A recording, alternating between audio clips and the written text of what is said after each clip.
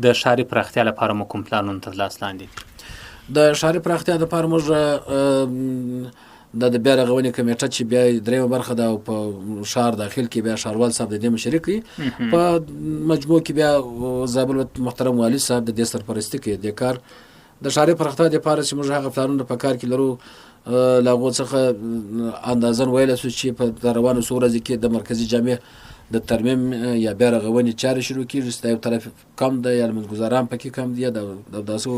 ځایونه پکښې دي. د مرکزي جامع شاوخوا چې کوم واړه کاروباریان دي په بازار کې واړه کاروباریان دي، ښاري کمیټه هڅه کوي چې د کوم ځمکه ترتیب کړي او پلان یې کړي، دغه واړه کاروباریان د چمن د کمن مځکې ته انتقال کړي تر څو دوی خپل کاروبار وکړی شي او په بازار کې ښاري ګڼه ګوڼه کمه شي. همداراز تر نظر لاندې یا پلان کې لرو چې د ولایت مقام مخامخ جاده چې یو بل طرف ته تر دې مخکې د لرګیو ټالونه ول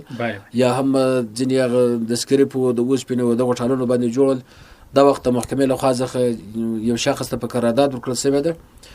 د زابل ولایت محترم والي صاحب یادې کمیټې ته هدایت کړی چې قراردادي راوغواړي، د هغوی سره تفاهم وکړي تر څو دلته دوکانونه جوړ شي په معیاري شکل باندې او کاروبار ساحه پراخه شي، خلک کاروبار. نو زما په نظر چې دا کار به تر ډېره بریده پر ممکن ځکه وي چې دا وخت نن د ورځې دغه ته هیټ ټاکل شوی تر څو دغه ځکه وګوري د ځای ترتیب برابر کړي. منظور مې دا و چې موږ په پلان کې ښاري پراختیا رامنځته کړو او د ښاري ښکلا دپاره ښاروال صاحب د خپل اصول له مخې او د زابل ولایت والي صاحب د هدایت له مخې ټولو کاروانسرایو ته او ټولو مارکیټونو ته همداراز فرعي کوڅو ته یا عمومي جادې ته د دوکاندارانو هدایت کړی چې دوی باید خپل د دوکانونو د سرایو مخې ورغوي، ځینې ځایونه که چیرې کانکریټ وي هغه کانکریټ کړي، ځینې ځایونه که چیرې لوېدلي وي هغه سم کړي او بیا د ښاروالۍ